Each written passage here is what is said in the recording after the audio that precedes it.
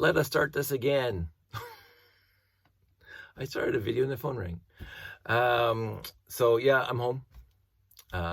7 hours there, 7 hours back to Brickomanie in Laval, Quebec. It was absolutely fantastic, and I'm probably going to talk about that a lot. And so I had an idea, and sometimes I think I should actually write out the points right there and just say talk about this and then talk about that instead of going off on all these wonderful tangents. But buckle in, there's probably going to be some tangents. So to start getting there and back, I had a wonderful driving partner. He kept me awake. We kept talking the entire trip there and back because, again, it was a long haul. And then coming back, especially on yesterday after the entire day, and then getting home at 2 a.m., 1 or 2. It was fantastic. It was absolutely fantastic. So thanks, Mike, for that. Mike brought, he's the president of Trolug. He brought the Brickopoly, the Monopoly collab that Trolug's been working on for a while, and it was good to see the evolution of it. I was there at the beginning, at the inception, when they talked about it, the first meeting, and I wanted to jump in, but I know myself that I didn't have the time or the wherewithal or even the building skills. Don't. This is true. To do something like that at this point, that would be worthy enough for taking on tour to the various conventions and various shows. So I was at Anime North. Was the first time I saw it this year together, and it was beautiful, absolutely beautiful. And the cards weren't made, the community chest and the chance cards weren't made yet, and the dice and the little tokens, but the guy in the entire layout was fantastic. But and then we saw Bricks in the Six and was fully complete, just chef's kiss. And he brought that with him, and so I brought the layout, my layout, and then he brought the Brickopoly, and we drove to Laval, Brickomanie, on Thursday, and he set it up, I set mine up, and his was a focal point. As a matter of fact, his Toro Lugs, because he hates taking credit for stuff, but again, it was a collab about a bunch of people. Toro Lugs, Brickopoly got fan favorite, which is awesome because it deserves it. It really does. So the 4 days, I don't want to dwell on it too much, but I'm going to. It was, as they say in France, Quebec, en français, magnifique. It was c'est bon. It was c'est très bon. It was absolutely wonderful. And I did not have a bad moment the entire 4 days. I got to catch up with some old friends. I got to make a lot of new friends. The builds were fantastic. My personal favorite build, big build, they had a Fabuland layout. Was perfect. And not only just a layout, it was a train layout and lights out layout. It was wonderful. I cannot stop. I mean, Fabulous is that little niche thing that I just absolutely adored when it first came out. Never bought any, got some in used lots. I think is one of the cutest things that Lego's ever produced. And this guy had an entire layout with like all the figs, all the Fabuland figs, and all the buildings and mocks and roads and hospital. Like it was awesome. And the fact that he actually put effort into then lighting the whole thing, because I know something about lighting. Let me just close that. Do I have a charger here? I don't think I have a charger here. We'll see if it dies. Because I know a little bit about lighting stuff. I know how much effort that takes. And he lit it, and you can't tell. There's no wires going anywhere. So that's also awesome. So I appreciate that technical fantasticness. I'm not saying that was my favorite thing in the entire convention, but it was right up there. There were so many favorite things in the convention. The aircraft carrier that was 13 feet long. I was just, wow, just absolutely. So from the big down to the small, I posted on my Facebook. Somebody had built in little pieces, like little minis, all the computers that I grew up with. little tiny 64, about Commodore 64, about 2 inches wide. It looks exactly like the right colors. A little keyboard, just adorable. Like a TRS-80s, like a little PC, just cute little micro PCs. It was just, again, like what I mentioned in Bricks in the Six, when I saw that little mini eagle that was just basic brick, quote unquote, and how beautiful it looked. The little computers, just, mwah, absolutely loved it. Somebody had built a half size, because, you know, you can get the instructions to build a full size minifig out of brick. That's about this tall or whatever. They built half size ones, and they had like an Ewok and a Stormtrooper, and I can't remember who else, but they had Egon from Ghostbusters, and that actually made my eyes a little misty, because Harold Ramis is one of my favorite people of all time.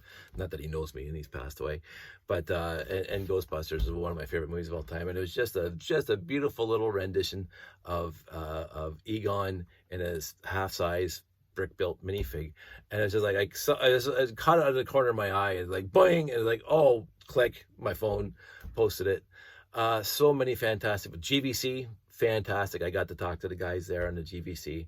Just absolutely wonderful. But I think for me, and it's not tough to say, but it's kind of there was a historical 1734. There was a whole fort rendered in Lego. It's going. I don't know all the details, and right off the top of my head, I won't remember the name of it. Louisburg. I think. 4 or 5 people collabed in that from K-Lug, and they built it, and it won Best in Show, rightly so. And it spanned many tables. It was my personal biggest mock that I've ever seen, like that on top of tables. Like Hishima was big, but I never got to see it in Brick World Chicago. And that Lego Harry Potter castle was like 13 by whatever it was, massively huge. I never got to see that in person. But this one was a biggest single cohesive mock that I've ever seen. And the detail, the dedication to the detail, and the ships were stunningly fantastic. Absolutely shipped the sailing ships and the clippers and all that stuff. I couldn't stop looking at it like the entire weekend. It was absolutely beautiful to see. But there were so many good things there. It looked like the vendors had a good time. There was a lot of interactivity for the kids, like a lot of robotics. I'm steaming, maybe, I don't know. I never got into the minutiae of what they were doing there, but they had a lot of video game controllers that you can control robots and play whatever. Even in the GVC, there was a couple of ones that you could control and move the balls around to get to the next section. So there's a lot of interactivity for the kids, which I think is great. When you have more engagement, physical engagement, just instead of looking passively. So that was there a lot. Evenings was fantastic, hanging out and doing the various things. There was a cute quiz that I got wrong, and I remembered afterwards. I felt so sheepish because, you know, whatever. So I cannot stress enough how much fun that was, the entire weekend. David and company, who ran the thing, deserved the best of accolades, because trying to combine even 2 languages in a show went very smoothly, and I appreciate the efforts they did for la anglophone over here. So I'm probably going to talk about that more going forward, but maybe even the same video. Prepare for tangents. But I had a lot of personal takeaways, and I actually made a YouTube video about it. You probably saw it. So so I got home at 2:00. I just brought my clothes and stuff into the house. I didn't unload the layout. The layout went down overall nicely, but there was a few things that got absolutely decimated, and it's not a shock, and it's something I've been trying to ruminate and figure out how I'm going to make better. But the train station itself is busted. And it wasn't because I was rushing. I actually, the show ended at 4:30 or 4:00. Public was kicked out. Then we had closing ceremonies, and I started taking down, I think, around 5-ish. And I was done around 7-ish. We were on the road by 7:30. So I took my time, because, again, my record was 45 minutes, but it didn't have the lighting. The lighting does add a lot of time to set that thing up. But I took my time, and even taking my time, and I knew it was going to happen, because as soon as I moved it, where I was carrying it, and I thought, this is 90 degrees from where it was supposed to be, and it slipped off, And yeah, so it's 100% my fault. It is the weakest part of the entire collection, the entire layout. I have to rebuild it. It wasn't completely decimated. It's just the center portion is completely broken up, and I know it always does. What I want to do, and I wanted to do for the longest time, is make a foam enclosure to hold it, a foam frame, so when it's in the frame, you can move it around. It's not going to slide off that little piece of fiberboard that I got on it when I'm carrying it around. And I said that years ago, I got to do that, and I never did, and I'm paying for it right now. So Sylvie, it is what it is. I will make sure, hopefully, I got foam. I found foam in the closet when we were cleaning up. And so I'm going to cut that up and make a foam rigid, so when it's on that piece of fiberboard, it can't move. And that's what I'm going to do. Other than that, it's the first layout ever that I've ever done that had moving things on it, that had moving monorails on it, I had 0 batteries. I did not bring a battery to the show. I did not replace a battery at the show, and yet the entire layout ran the entire weekend. The copper on the rails is fantastic. And of course, there's also a draw for the discussions with people. So the copper rails, I cannot stress how fantastically awesome that worked this weekend. There were some hiccups. It wasn't perfect, but it is show worthy, as I've been proving the point for a bunch of years now, with 1 loop and then 2 loops, and then now all the loops. I finished the last one Wednesday before I left. I cannot stress to anybody who cares, not that many people care, because who has monorail? But I cannot stress enough how utterly fantastic that copper is. And yes, it has deficiencies, but so does the batteries. And the battery's biggest deficiency is you have to buy lots of them at a show, for a show. I did not replace 1 battery this weekend, and I was just, on that note alone, the happiest guy on the planet. That just made me so happy. And then hanging out with Dave and everybody over there at the show made me happy. But just, I'm looking over there. I don't have to, is there a battery dead? Is the train stopped? Like, I have to go find it, whatever, what's not moving? No. And everybody noticed this, which is also awesome. Like, again, with the monorail copperized and the 9-volt wire coming off of it, yes, you can control it easily and without any thought whatsoever with a train controller. 100%. You can control that monorail with a train controller and just walk away, and the monorail goes around the loop continuously for the entire show, and you don't have to worry about it. I, being me, have to take it 1 extra step, and I connected, as I mentioned before in other videos, all loops, the train loop and the 4 monorail loops, to the RTXs that I have in my electrical, my control center. And so all 5, including the train loop, was controlled by the RCX. Well, 2 RCXs, 1 for 3 loops and 1 for 2 loops. And what happened there was, with the light sensors, overall, perfect. Now, there were some times when, because the variableness of anything, the friction on the tracks, the dust on the pickups, whatever it is, sometimes the train would be like 6 inches before the stop or 6 inches after the stop, sometimes missing it completely. But 95% of the time it stopped exactly where I wanted to stop, just by timing using NQC and the light sensor. If I wanted to fix that, I would have to put a light sensor at every single stop. I ain't doing it. I'm not doing it at all. But it absolutely ran and I was not stressed over it. It was wonderful. Batteries. I have to go to the store, get batteries. No, there was none of that. It was relaxing. And again, I took my time the entire weekend. Which was also nice, because I wasn't under any pressure to do anything at all. It's not my show. Thanks, Dave. Not my show. He took care of everything. Anytime I even suggested something, poof, it's in my hand, or it's done, or whatever.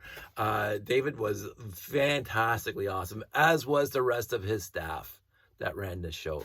They were all 100% fantastic to talk to, very, very accommodating.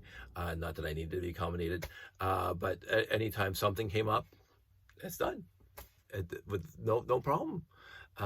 They took us out for dinner on Saturday night after the show.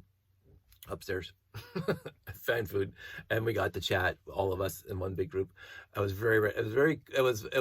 was comfortable. It was a very comfortable convention. It reminded me, honestly, of Brick Fete in the heyday. When the attendees and just after hours and you just sit and relax and just whatever. I didn't attend anything, but I know there was stuff happening after hours and symposiums and walkthroughs and how-tos and whatever. And this is, it can be a bane, but this is who I am. I'm not, I don't have it's not for me. It's again, I understand who I am. It may change at future conventions, but for me, for now, I partook in Dirty Brickster at Bricks in the Six. I didn't partake in Dirty Brickster here. It's straight up, it's a fun game, and I want people to partake. It's not for me. I'm not that. I don't know what it is. I honestly don't know what it is. It's not that I'm antisocial. People who at the show found out I am not antisocial at all. I'll talk people's ears off about anything. I don't know. It's just not for me. And when I think for us, Bricks in the Six was more for Josh, and he loved it. Josh adored Dirty Brickster. He was having a great time with that. But as for me, and this is the other thing. So, and again, 100% appreciated. I don't want to say, I don't want people to interpret this wrong, because the effort is 100% appreciated. But if it's coming my way, it's misdirected, because everybody at the convention got a set. Everybody, which basically, quote unquote, covered or partially covered the cost of being there. Again, I don't know anything about where they got them. Don't ask me. I don't know anything about it. But we all got a set. And I think I can talk about this. So we all got a set. And I don't think I'm breaking rules by talking about this. You know, the Fight Club, I don't think that was part of it. So we all got a set, and it was a wonderful set. Absolutely wonderful. Thank you. But I don't need it, because it's going to take up room here. And I'm trying to downsize. So me being me, so again, I'll probably use it for a Dirty Brickster at some point in the future, or maybe Josh wants to build it or whatever. Again, 100% complete, 100% appreciated. My extent, because I think I'm coming at it mostly from a guy who used to run shows and part of the Boy Scouts and part of organizations as the people who have to get everything organized and done and make sure everybody's happy and whatever. When I attend a show that I'm nothing to do with it, I'm not in the executive, I'm not part of the management, I'm not part of the crew, I'm not part of nothing, I just show up and display. I want to be the least bothersome person in the room. I want to be the most value-added person in the room and the least babysitting person in the room. Nobody has to babysit me. I show up, and I did the same thing at Bricks in the Six. Just like I said, Callum, show me on the map where the layout is. I don't need anything else. That's right.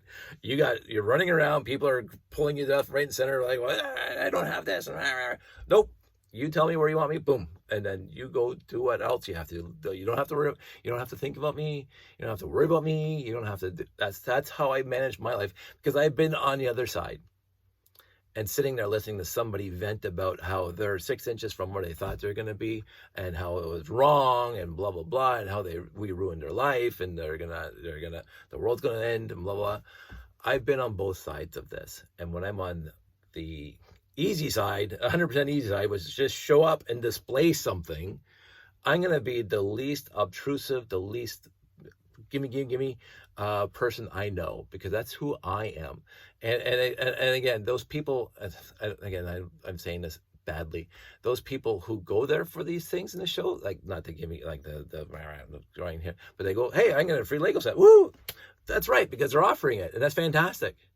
That's 100%. There's nothing not legitimate about them giving free Lego sets to people. That's awesome, and it's worthy, and it's great, and I love them for it. I don't need it. So it is what it is. I graciously and humbly accept it, and I appreciate that effort. And so I phrase that completely badly. I don't want Dave to think that, blah blah blah. But I don't want people. I want people to enjoy the show the way I want to enjoy the show. And everybody, as far as I saw it, really enjoyed the show. And I know I absolutely adored the show. And the hosts of the show were fantastic to give us those things, and I graciously accept it. And if they're going to do it next year, I'll graciously accept that one.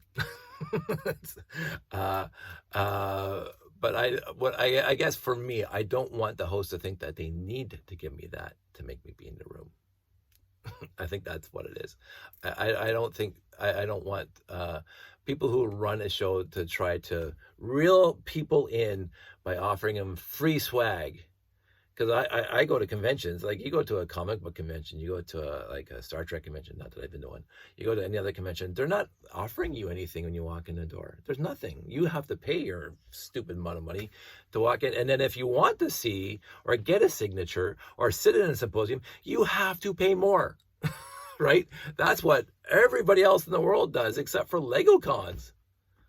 As far as I know, like I've never been to another convention. I've never been to, well, I've been to Anime North, and and I'm carrying my stuff to where I'm supposed to set up. And I'm going through the one room where there's going to be people signing autographs for whatever Naturo or what, I don't know these things, whatever character they played on whatever anime show that was out 10, 15, 100 years ago. And so you got the stanchions zigzagging back and forth, and you got the desk up there, and it says this character, if you want this guy's signature, this girl's signature, or whoever's signature, $50, $20, whatever it is. So you pay your money to get into Anime North, whatever that is, because again, I just display. And then if you want to partake in those kind of things, you pay more money. Now it's a separate thing. Anime North, the organization, just to let you in, the person who's signing your autographs is the money goes to them. I fully get that. But and if you want to attend that symposium, the people who are running that symposium get that money, as far as I know. But in Lego, every convention I've been to, people running symposiums, people running like workshops, people whatever. Hey, it's free. Sign up. Right? The only thing I've heard about buying in is for what do they call it again? Because I never partake. Because I don't. Lots, the brick, oh, for crying out loud, I just heard it yesterday. But see, I don't use it, so I don't care. Where everybody buys it on the same set. We had a huge discussion about it. You buy in the same set, and then they've divided the parts draft. There it is. It's a fantastic idea. Again, don't get me wrong. I am not saying this shouldn't happen. I think it's a fantastic thing to happen. But you have to buy the set, and then you get the parts you want out of it. And blah, blah, blah. And so it's a fantastic thing. But that's the only thing I've heard in my life. Oh, dirty bricks, or you have to bring a gift of 25 or 50, whatever the buy-in is. But other than that, all the symposiums, all the workshops, everything else, the games, whatever, all free. So far that I've seen. And I love that. And I love that people love that. And I love that people partake in these things. I'm just going to be sitting by my layout. I'm going to putter. Ooh, I got to fix this. Which is what I do. I don't even think about it. Hey, Dave, we're going to the symposium. Oh, you want to come? No, I'm over here. So it's just like my life. I'm over here. You want to go over there? Absolutely, 100%. And that's also the bottom line for me. You want to go over there and partake in this stuff? Backing you up. And I've said this before. Like, I didn't have to worry about it at this show, but some shows, somebody has to be there and in the room. And especially for